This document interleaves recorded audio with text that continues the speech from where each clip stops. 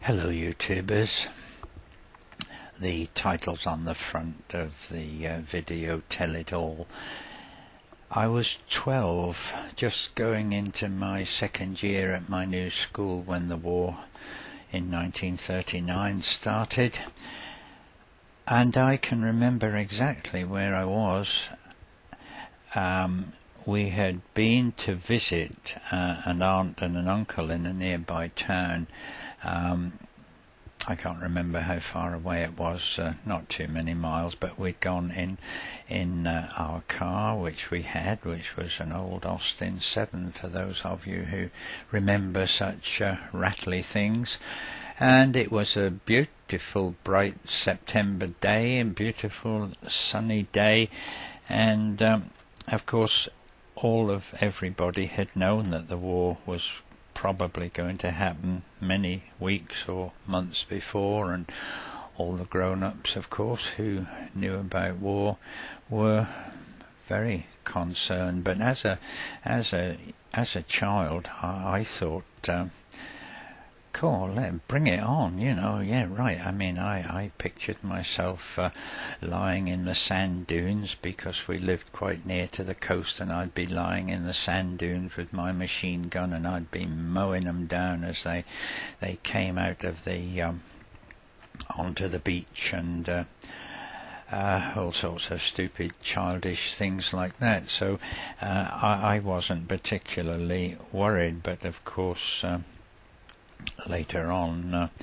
I soon realised that these childish thoughts were pretty stupid, and was indeed very worried. Anyway, we listened to the news at 11 o'clock when our Prime Minister Neville Chamberlain gave his solemn speech that we were now at war with Germany, and for the second time in 25 years. And of course the older people and my parents, my mother had lost 3 of her brothers in the First World War. My father had joined up into the war, but he got himself in, I think, when he was 16 years old or something, and of course was found out and chucked out again, so he didn't have to suffer any of the horrors of the First World War, but he certainly knew what it was all about, and so quite naturally they were very glum. But I remember travelling back in the car, mother and father naturally in the front and me sitting in the back, and my father probably said something like, "That's a bugger, isn't it?" Now, he wasn't a man that swore, but that was a word he used fairly often, I suppose.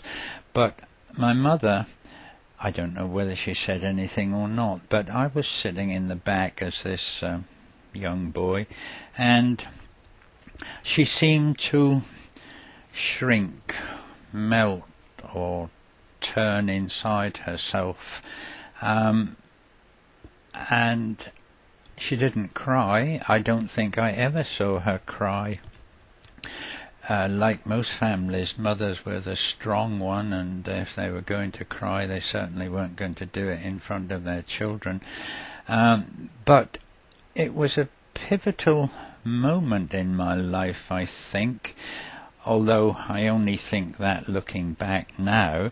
But I think I realised from that moment that these old people were, I saw them as people who had feelings and emotions and could be hurt, and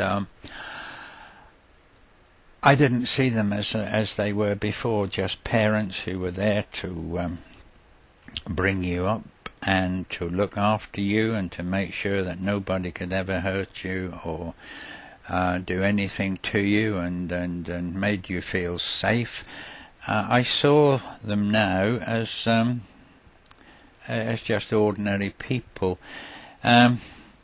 So what does that matter? Well, it only matters if I tell you that I didn't like this school I'd been sent to. When I say I didn't like the school, I had a load of fun as a child. Everything was a big laugh. I had loads of friends, and it was good. But I didn't like being sent there. I wanted to be with my other out-of-school friends who were going to leave school at 14 and get into work. And like every boy or girl, you want to grow up as quick as you can. So I didn't really like it. I didn't like being sent there, and so, as with all young people who don't like something they're made to do, I revolted. I didn't go out and break windows or do any sort of vandalism or anything particularly bad, but I certainly didn't obey any of the school rules. I didn't do my homework, and I got sent down to a lower class level. I don't know. I mixed with the wrong crowd, and I just didn't try. But looking back now, I must have changed because I did try, and I think it was that pivotal moment of realization that must have done it for me. And I don't know that I was particularly bright, but I was now what you call a good boy. But I'll tell you this one tale before I have to finish, where, oh my goodness, yes, there was one rule that I was never going to obey, and that was to wear that stupid hat that we had to wear with the school uniform. It was so embarrassing.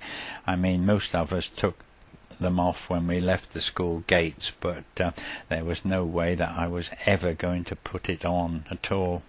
And you have to.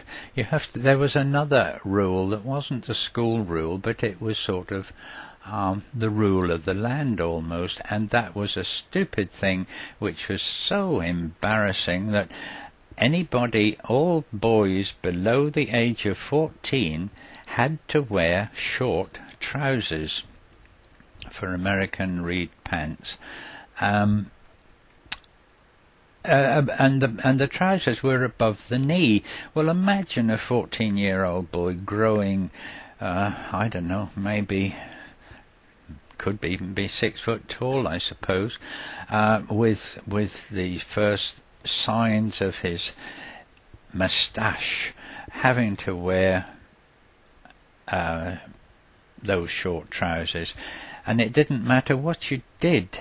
You could beg, you could plead, you could do the washing up for a whole fortnight, you could dig the garden, you could stamp up and down, you could do what the hell you liked, but that rule was never broken. And well, it's just one of the embarrassments of youth in my day, I suppose. So we haven't got to the war, have we? But since I said I would, I suppose I'll just finish and tell you that, well, nothing happened, really. The siren did sound on the very first day or night that after the war was declared. It might have just been a lone aircraft, unidentified aircraft, or it may have just been the authorities testing it out. But the siren did sound, and believe me, that is a sound that still gives me a chill down my spine, even if I hear it today. And we are up to 9 minutes, so it really is time. I have to kill it. I will come back and tell you more, but until I do, be nice to each other.